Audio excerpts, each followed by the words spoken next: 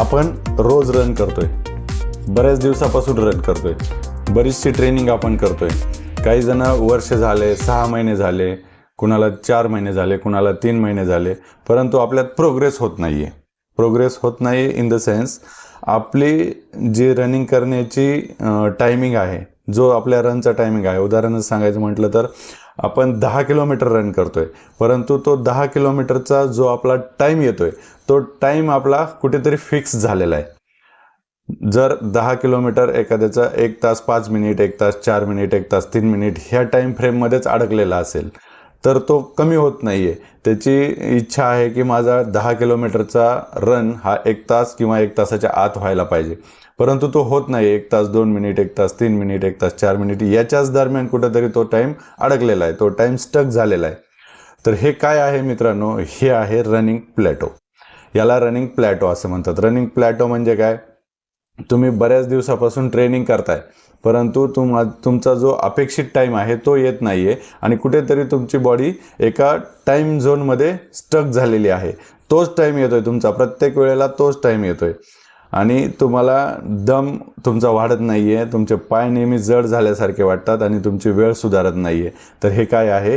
हे दुसरं तिसरं काही नसून हा रनिंग प्लॅटो आहे. काय होतं याच्यामध्ये की तुम्ही जी ट्रेनिंग करताय त्याच्यामध्ये तुम्हाला जो अपेक्षित वेळ आहे तो कमी होत नाही. तुमचा एका विशिष्ट टाईम फ्रेममध्ये तुमची बॉडी अडकून पडलेली असते. रनिंग प्लॅटो हा काय येतो? आता ह्या रनिंग प्लॅटो आला की एका विशिष्ट टाईम झोनमध्ये अडकून पडलात की बऱ्याच जणांना काय वाटतं, मी एवढे प्रयत्न करतोय, मी रोज उठून प्रॅक्टिस करतोय, परंतु माझ्या प्रयत्नांना यश येत नाही, माझा वेळ काही कमी होत नाही आणि माझं शरीर बी थकलेलं असतं आणि माझी प्रगती थांबलेली आहे, तर हे मला काही जमणार नाही, हे आपल्याच्याने काही होत नाही असं म्हणून रनिंग सोडून देतात. तर मित्रांनो, हा तुमच्या शारीरिक क्षमतेचा नाही किंवा तुमच्या वेगाचा दोष नाही किंवा तुमच्या मेहनतीचाही दोष नाही, तर हा दोष आहे तुमच्या ट्रेनिंगचा, तुमच्या प्लॅनचा. तुम्ही जे प्लॅन करताय तो चुकीचा आहे कुठेतरी. हे तुमचं फेल्युअर नाही आहे, हा एक सिग्नल आहे. तुमच्या बॉडीने तुम्हाला दिलेला हा एक सिग्नल आहे, एक इंडिकेटर आहे. तुमची बॉडी तुम्हाला सांगते की तुम्ही मेहनत करताय, परंतु तुमचा टाईम कमी होत नाही आहे. याचा अर्थ तुमचा प्लॅन चुकतोय, तो कुठेतरी बदला. हा बॉडीने दिलेला एक सिग्नल आहे. प्लॅटो हा आपल्यासाठी धोकादायक नाही आहे, तर तो आपल्याला सुचवतोय काहीतरी की आता तुम्ही जे करताय ते बंद करा आणि त्याच्यात थोडा चेंज करा, वेगळं काहीतरी करा, म्हणजे तुमची प्रगती होईल, असं तुम्हाला हा प्लॅटो सुचवत असतो. आता ही आपली प्रगती का थांबते, प्रोग्रेस का होत नाही? आपण दररोज प्रॅक्टिस करतो तरी पण प्रोग्रेस का होत नाही? तर याला एक 4-5 कारणं आहेत बघा मित्रांनो. याला म्हणजे एक तर तुमचं रोज उठून ठरलेलं अंतर आणि ठरलेल्या स्पीडने धावणं. दुसरं कारण आहे याला प्रत्येक रन तुम्ही फास्ट पेसने करणं. तिसरं कारण आहे चुकीच्या वेळी तुम्ही स्पीड ट्रेनिंग करता. चौथं कारण आहे तुमची लाईफस्टाईल, याच्यामध्ये तुमची झोप आणि तुमचा डाएट येतो प्रामुख्याने. आणि 5वं कारण आहे तुमची इतरांशी तुलना करणे. पहिलं कारण आपण सांगितलं ओव्हर ट्रेनिंग, म्हणजे तुम्ही रोज उठून ठराविक अंतर ठराविक वेळेला पूर्ण करता, म्हणजे ठराविक स्पीडने पूर्ण करता आणि तुम्ही एकही दिवस रेस्ट घेत नाही, त्यामुळे तुमची ग्रोथ होत नाही. दुसरं कारण आहे इंटेन्सिटी. प्रत्येक रन हा फास्ट धावणे, म्हणजे इंटेन्सिटीने करणे. तुम्ही घाई कशी करता मित्रांनो, की आपल्या शरीराचा अगोदर बेस तयार व्हावा लागतो, शरीर अडॅप्टेशन मोडमध्ये जायला लागतं आणि मग हळूहळू आपल्याला प्रोग्रेसिव्ह लोड द्यावा लागतो त्याच्यावर. तर हे तुम्ही काही करत नाही, तर रोज उठून स्पीडमध्ये धावायला चालू करता. इझी रन तुम्ही इझी करतच नाही, त्यामुळे तुमचे प्रोग्रेस होत नाही, बॉडीचा एंड्युरन्स वाढत नाही, बेस तयार होत नाही, त्याच्यामध्ये तुम्ही स्पीड ट्रेनिंग चालू करता.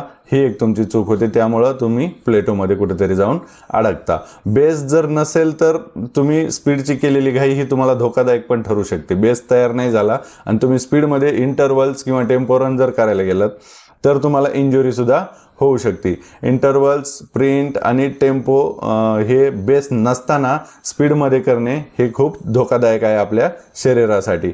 याचा परिणाम काय होतो, तर आपल्याला इंजुरी होऊ शकते किंवा आपली बॉडी प्लेटोमध्ये जाऊन अडकू शकते. प्लेटोमध्ये बॉडी आपली का अडकते, याचं आणखी एक कारण काय आहे की इंधन योग्य भेटत नाही आपल्या बॉडीला.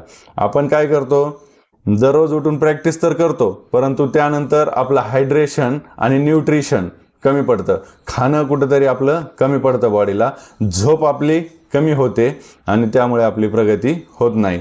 रन करण्यासाठी मित्रांनो इंधनाची गरज असते. बऱ्याच जणांचा गैरसमज होतो की माझं वजन कमी व्हायला पाहिजे आणि मग माझी रनिंग चांगली होईल, परंतु वजन कमी करण्यासाठी ते काय करतात, खाणं पण कमी करतात. त्यामुळं त्यांना इंधन फ्युलिंग बॉडीला व्यवस्थित होत नाही, त्यामुळे रिकव्हरी होत नाही आणि दुसऱ्या दिवशी पुन्हा बॉडी परफॉर्मन्स करत नाही चांगला. म्हणून तेवढ्याच टाईममध्ये तुमचा टाईम येणार पुन्हा, म्हणजे यालाच तुम्ही प्लेटोमध्ये बॉडी अडकून टाकता.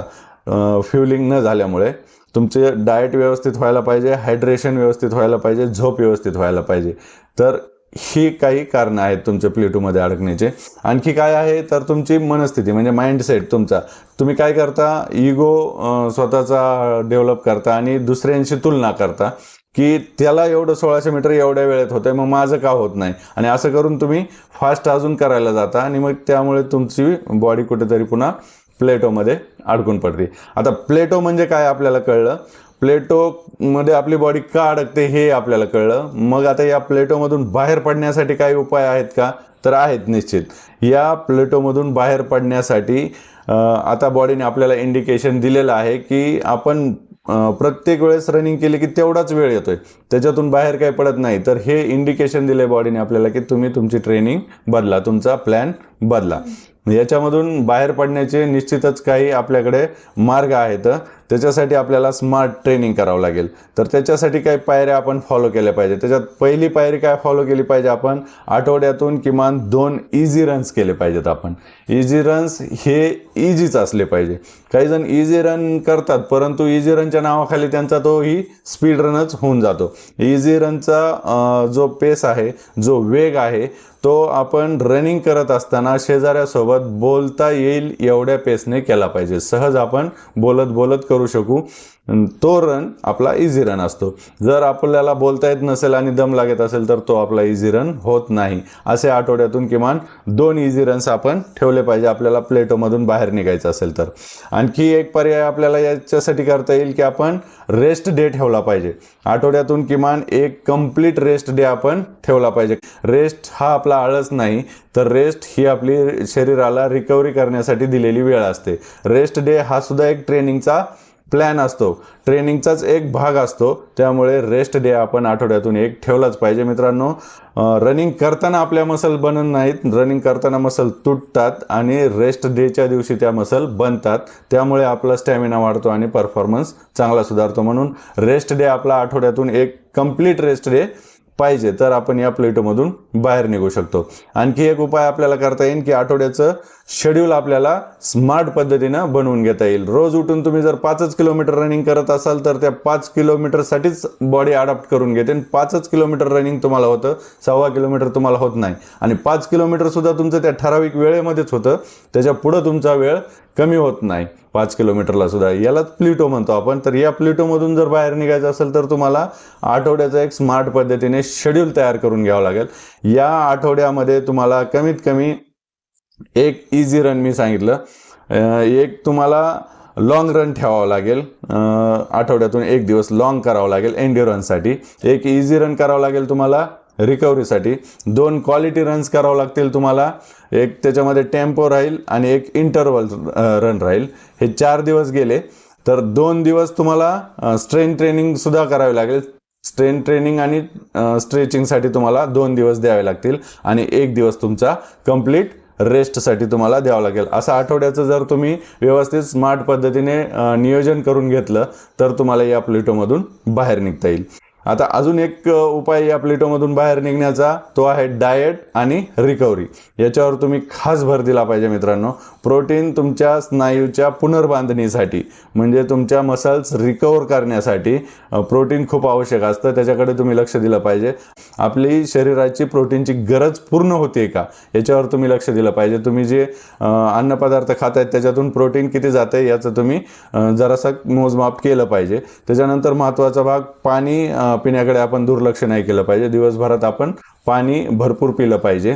त्याच्यानंतर तिसरी महत्त्वाची गोष्ट, झोप आपली व्यवस्थित झाली पाहिजे. किमान 6 तास आपली झोप, चांगली झोप होणं आवश्यक आहे. म्हणजे डाएट आणि रिकव्हरीसाठी आपल्याला प्रोटीन, पाणी आणि झोप या 3 गोष्टीकडे लक्ष द्यावं लागेल. ह्या तिन्ही गोष्टी सुद्धा आपल्या ट्रेनिंगचा एक भाग असल्या पाहिजेत. त्याच्याकडे दुर्लक्ष जर केलं तर आपली बॉडी योग्य परफॉर्मन्स देत नाही आणि प्लेटोमधून बाहेर आपण लवकर निघू शकत नाही. आता पोलीस भरती करणाऱ्या मित्रांचंही काही तसंच आहे. कुणाचा 1600 मीटरचा, 800 मीटरचा किंवा 100 मीटरचा जो टाईम आहे तो स्टक झालेला असतो कुठेतरी, त्याच्या बाहेर निघतच नाहीत. त्याची कारणं असेच आहेत की ते एकतर रिकव्हरीकडे लक्ष देत नाहीत आणि रोज उठून फुल स्प्रिंट करतात. 100 मीटरची तयारी करण्यासाठी 100 मीटरच्या स्प्रिंट रोज मारतात. 1600 मीटरची तयारी करण्यासाठी रोज 1600 मीटर धावतात. ही खूप मोठी चूक आहे. रोज स्प्रिंट मारल्याने त्याचा फायदा काही होत नाही, उलट नुकसान जास्त होतं. काही मागच्या व्हिडिओवर मी बघितल्यात प्रतिक्रिया मित्रांच्या की आठवड्याचा त्यांनी शेड्यूल टाकलाय मला, तर त्याच्यामध्ये बऱ्याच जणांचं मला दिसतंय की ओव्हर ट्रेनिंग करतायत आता शेवटच्या दिवसात सुद्धा. तर मित्रांनो, व्हॉल्यूम तुमचा कमी करा. या शेवटच्या दिवसामध्ये तुम्हाला टेपरिंग करायचं असतं. भरतीची टेस्ट जवळ आल्याच्या नंतर, ग्राउंड जवळ आल्याच्या नंतर धावण्याचं प्रमाण तुम्हाला कमी करावं लागतं. तुम्ही आहे त्याच स्पीडमध्ये जर धावत राहिलात या शेवटच्या काळात तर तुमचं बॉडी कुठेतरी थकलेली राहील आणि तुम्ही ग्राउंड व्यवस्थित देऊ शकणार नाहीत. तुम्ही फक्त कष्ट करू नका, तर या शेवटच्या काळामध्ये स्मार्ट व्हा आणि स्मार्ट पद्धतीने ट्रेनिंग करा, जेणेकरून तुमचे ग्राउंड तुम्हाला इझी जातील. आता 40+ जे आहेत त्यांनी जे नवीन रनिंग सुरू केलेलं आहे त्यांनी एक गोष्ट लक्षात घेतली पाहिजे या प्लेटोमधून बाहेर निघण्यासाठी, की तुम्हाला रिकव्हरीसाठी वेळ लागतो. आपण 40+ झालेलो आहोत, रिकव्हरीसाठी वेळ लागतो. तेवढा वेळ तुम्ही त्या बॉडीला दिला पाहिजे. आठवड्यातून 3 रेस्ट डे घेतले तरी चालतील, पण तुम्ही थकलेली असेल बॉडी तर दुसऱ्या दिवशी लगेच पुन्हा रनिंग करण्याचा प्रयत्न नाही केला पाहिजे, जेणेकरून तुमच्या शरीरावर अतिरिक्त ताण येईल आणि पुन्हा तुमचा परफॉर्मन्स बिघडेल. शरीर थकलेलंच राहील आणि प्लेटोमधून लवकर तुम्हाला बाहेर निघता येणार नाही. तुमचा इगो बाजूला ठेवायचा आणि कन्सिस्टन्सी ठेवून आठवड्याचं जे तुमचं शेड्यूल ठरलेलं आहे ते व्यवस्थित फॉलो करायचं. आधी बॉडीचा व्यवस्थित पक्का बेस बनवायचा, स्पीड आपोआप नंतर येत असते. आणि शेवटचा आणखीन एक उपाय सांगतो तुम्हाला, तो म्हणजे संयम. तुम्ही जर संयम ठेवला तरच तुम्हाला प्लेटोमधून बाहेर निघता येणार आहे. मित्रांनो, हा प्लेटो जो आलेला आहे तुम्हाला तो काही एका रात्रीत आलेला नाही, त्याच्यामुळे एका रात्रीत तो जाणार पण नाही. त्याच्यामुळे गडबड नाही करायची, घाई नाही करायची अजिबात. तुमचा जो आठवड्याचा तुम्ही स्मार्ट प्लॅन बनवून घेतलाय आता प्लेटोमधून बाहेर निघण्यासाठी, तो प्लॅन व्यवस्थित फॉलो करा. 2 आठवडे, 3 आठवडे, 4 आठवडे होऊ द्या. तोपर्यंत संयम ठेवा, कन्सिस्टन्सी ठेवा आणि याच्यातून बरोबर तुम्ही बाहेर निघाल. ही जी नवीन पद्धत आहे इझी रन्सची प्लस रेस्टची, ती तुम्हाला योग्य पद्धतीनं या प्लेटोमधून बाहेर काढू शकते, पण त्याला थोडा वेळ लागेल. योग्य प्लॅन जर तुम्ही अंमलात आणला तर तुमचा परफॉर्मन्स नक्की सुधारतो आणि ह्या प्लेटोमधून तुम्ही सहजपणे बाहेर निघू शकता. लक्षात ठेवा एक गोष्ट, की रोज जोरात धावल्याने आपला वेळ कमी होत नाही, तर आपला वेळ कुठेतरी अडकून पडतो. आपण आपली बॉडी प्लेटोमध्ये टाकत असतो. रोज जोरात धावायचं नाही, फक्त आठवड्याचा जसं जसं शेड्यूल ठरला आहे त्याला तुम्ही संयमाने, कन्सिस्टन्सीने फॉलो करायचं. रोज जोरात जे धावतात ते थकून जातात, त्यांची बॉडी थकलेली असते, परंतु बॉडीला समजून घेऊन आणि आपला प्लॅन व्यवस्थित स्मार्ट पद्धतीने तयार करून जे धावतात ते नक्कीच पुढे जातात. लक्षात ठेवा, हळू धावा, हुशारीने धावा आणि सातत्य ठेवा. रन मराठीचं हेच स्लोगन आहे, run smart, run safe and run strong.